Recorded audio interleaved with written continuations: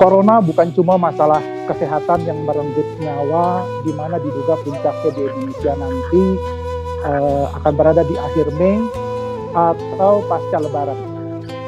Ini juga masalah ekonomi. Pertumbuhan ekonomi Indonesia diperkirakan bisa jatuh ke -3. Dan kalau ini terjadi, maka jutaan rakyat akan kehilangan pekerjaan. Pariwisata, transportasi, konstruksi, semuanya akan kolaps. Kriminalitas akan meningkat dengan tajam karena banyak yang perutnya lapar. Krisis corona juga dapat membawa pada pertarungan sengit. Para elit politik yang alih-alih memberikan solusi, malah sibuk mencari dan mencuri panggung. Maka nasihat para kiai pesantren selama ini agar agama itu dapat memanusiakan kembali kemanusiaan kita menjadi semakin tak terbantahkan. Saat interaksi kita dibikin berjarak, kemanusiaan kita tetap harus terjaga lewat solidaritas sosial yang kukuh. Ini saatnya saling jaga, saling dukung, saling bantu, dan saling mendoakan, bukan malah saling menyalahkan atau berebut pencitraan.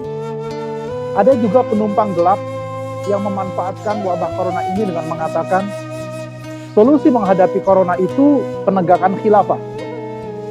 Benarkah? Apa di zaman khilafah dulu tidak ada wabah penyakit? Maka data sejarah mengatakan, zaman Khalifah Umar bin Khattab ada wabah Amawas yang bermula dari Palestina terus ke Syam dan menyebar ke area lain. Sekitar 30.000 orang wafat, termasuk sejumlah nama besar sahabat Nabi SAW. Jadi memang solusinya bukan khilafah. Di sisi lain, kalau kita mau merenunginya, wabah corona justru membawa hikmah luar biasa. Langit kembali biru, aliran kali atau sungai kembali jernih, karena berkurangnya polusi udara dan sampah limbah akibat pabrik-pabrik berhenti beroperasi. Pantai menjadi bersih dari sampah plastik, ikan berenang gembira karena tak lagi diganggu kapal pesiar mewah. Burung terdengar bersahutan karena jalan raya tak lagi bisik dengan suara knalpot dan klakson. Keluarga yang selama ini tak pernah lagi duduk makan bersama dan saat bertemu biasanya hanya uang dan kerja yang dibahas, kini lebih banyak berkumpul di rumah, beribadah dan beraktivitas bersama keluarga. Kalau ada sementara pihak yang protes, kenapa masjid ditutup, dan kemudian muncul teori konspirasi, mereka lupa bahwa pusat perjudian di Las Vegas, Australia, dan Singapura tutup semua. Bar dan klub di New York, Paris, dan London tutup semua. Tempat prostitusi di Jerman, Belanda, dan Rusia juga tutup semua. Kemaksiatan berhenti seketika akibat corona, bukan karena pekik takbir atau pentungan. Di saat manusia terkapar karena terpapar corona, perlahan alam semesta menemukan kembali harmoninya.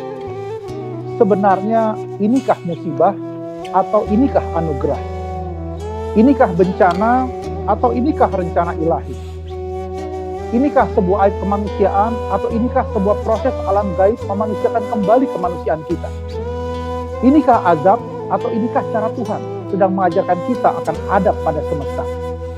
Inikah misteri atau inikah solusi? La yukallifullahu nafsan illa wus'aha. Allah tidak membebani seseorang melainkan sesuai dengan kesanggupannya. Terima kasih Allah, Engkau turunkan wabah corona ini, artinya Engkau percaya kami akan sanggup menjalani dan menghadapinya. Kami pun percaya bahwa wabah corona ini tidak akan membebani kami di luar batas kesanggupan kami, karena itulah janji-Mu. Syekh Ibnu Athaillah telah mengingatkan kita, rubbama wajibta minal mazidi fil faqati ma la tajibuhu fis shaumi was shalat. Boleh jadi kita akan dapat pengalaman batin dalam penderitaan, apa yang tak bisa diperoleh saat berpuasa dan sholat. Bagi saya Ibnu Athaillah, pengalaman batin saat diuji juga caranya menarik kita lebih dekat lagi kepadanya. Bukan hanya dalam keadaan saat beribadah, tapi juga saat mengalami ujian dan musibah. Datangnya cobaan tak hanya meniscayakan kesabaran, tapi juga syukur. Karena di balik ujian itu ada karunia yang hendak diberikan Allah. Tuhan itu sangat komplit dan menyeluruh. Tidak akan dikabulkannya doa kita sampai Dia minta kita persiapkan dulu hal-hal kecil maupun prasarana dan sarananya. sehingga kita mampu dan sukses menjalani apa yang kita panjatkan kepadanya. Urudul imdad bihasabil isti'dad. Lantas saat doa terkabul kelak, tidak akan dibiarkannya kita menjalani sendirian. You never walk alone. Tidak akan dilepaskannya kita begitu saja oleh Allah Subhanahu wa taala.